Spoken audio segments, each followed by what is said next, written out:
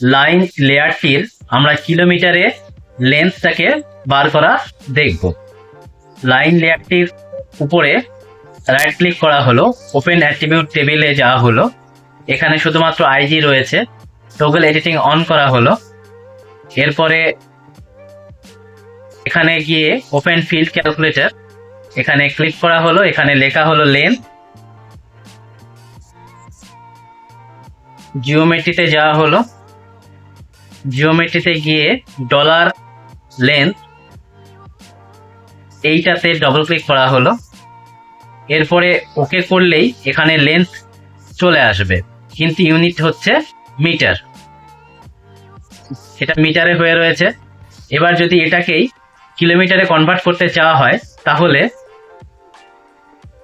Open field calculator, জিওমেট্রির মধ্যে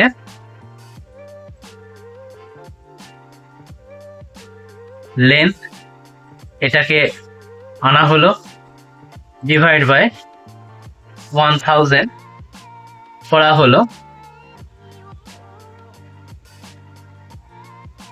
create a new field, এখানে লেখা হলো লেন্থ, এখানে কিলোমিটার।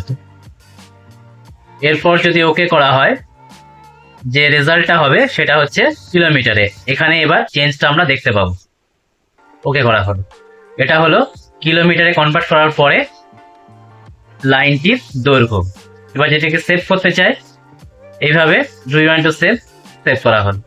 এইভাবে লাইন লেয়ারটির আমরা কিলোমিটারে কনভার্সন করে ফেললাম। যদি এখানে 3টি আইডি হতো, অর্থাৎ যদি 3টে ব্লকের মধ্যবর্তী 3টে লাইন বা রোড থাকতো, তাহলে এই একই পদ্ধতিতে করলে 3টেরই কিলোমিটারে রোডগুলোর লেন্থ কনভার্সন হয়ে যেত।